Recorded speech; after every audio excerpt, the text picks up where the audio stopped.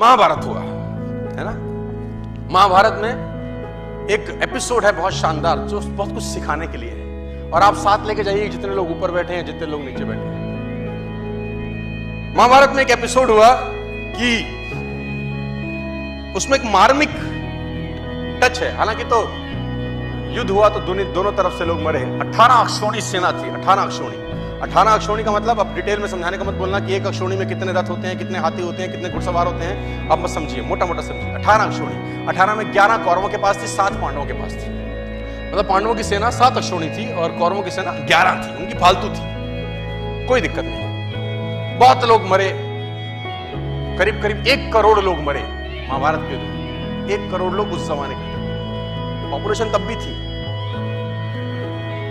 हमको रोते रहते हैं 100 करोड़ हो गए, तब भी साला 1 करोड़। सो उसमें एक मार्मिक एपिसोड है। मार्मिक एपिसोड यह है कि अभिमन्यु वध उसका सबसे मार्मिक एपिसोड है कि अभिमन्यु को घेर के मारा गया। वो युवराज, एक युवक लड़का जो धनुर्धर था अपने पिता अर्जुन की तरह, उसको घेर के मारा गया उस प्रॉब्लम, और सबने मिल के मारा। और उसके अंदर कौरव पे सब बड़े से बड़े लोग थे। सब बड़े से बड़े लोगों ने अभिमन्यु को घेर के मारा। आपने ये जानकारी सुनी होगी, देखी होगी, कही होगी, कहीं ना कहीं पढ़ी भी होगी। लेकिन उस पर्टिकुलर एपिसोड में जो विलेन बना उसका नाम था जयद्रथ। उसने अभिमन्यु वध तो नहीं किया, लेकिन मरे हुए अभिमन्यु को लातों से मारा। जयद्रथ ने मरे हुए अभिमन्यु पे लात मारी। वध में शामिल नहीं था, लेकिन उसने मरे हुए अभिमन्यु को लात मारी। और इतिहास ये बोलता है कि जब अभिमन्यु वध हो रहा था तो अर्जुन अवेलेबल नहीं थे वहां पर, कहीं और गए थे, किसी और युद्ध में थे। लंबी कहानी, उस पर नहीं जाता, लेकिन जो story of moral of the story है वो समझाना चाहता। जब अर्जुन लौट के आए भगवान कृष्ण के साथ, तो उसको पता चला कि मेरे बेटे अभिमन्यु का वध हो गया। लेकिन उसको दुख इस बात का नहीं था कि मेरे बेटे का वध हुआ। बोला तो रण क्षेत्र में योद्धा तो वीरगति को प्राप्त होते ही हैं, लेकिन उसको दुख ये हुआ कि मरे हुए को जयद्रथ ने लातों से मारा। उसने अंजलि में पानी लिया और ओथ ली। शाम को पहुंचा था कि अगले दिन सूर्यास्त से पहले अगर जयद्रथ का वर्ण नहीं कर दूंगा तो अपने आप को जला डालूंगा,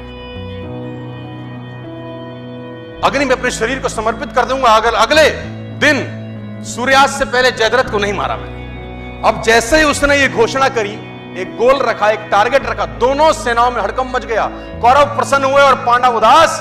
कौरव इसलिए प्रसन्न हुए कि एक दिन बचाना है बस जयद्रथ को। अगर एक दिन बचा लिया, अर्जुन मरा, खेल समाप्त हो जाएगा, क्योंकि मेन प्लेयर यही है। मेन प्लेयर तो वही था ना। और पांडव इसलिए परेशान हुए कि ये क्या कर बैठा, एक दिन न ढूंढ सके तो क्या होगा। अर्जुन गया, अर्जुन गया तो खेल गया।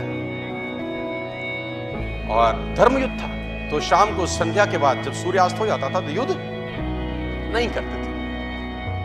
अगले दिन जैसे ही सूर्य उदय हुआ, युद्ध की भेड़ी बजी और उस भेनी के अंदर अर्जुन और कृष्ण ढूंढने लगे जयद्रथ को।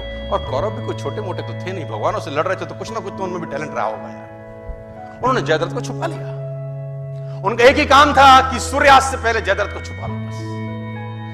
और दिन चढ़ने लगा, सांसें चढ़ने लगी, और जैसे जैसे दिन निकलता रहा कौरव और प्रसन्न होते गए और पांडव और उदास। दोपहर निकल गई, युद्ध एक तरफ चल रहा था और अर्जुन और कृष्ण का रथ एक तरफ दौड़ रहा था जयद्रथ को ढूंढते ढूंढते ढूंढते ढूंढते। और आखिरकार वो समय आया जब सूर्यास्त होने को ही था और जयद्रथ अर्जुन को नहीं मिला। सब थक हार के बैठ गए।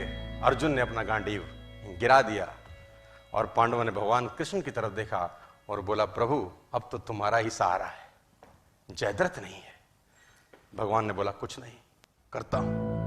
बोला, जयद्रथ कहां से लाओगे?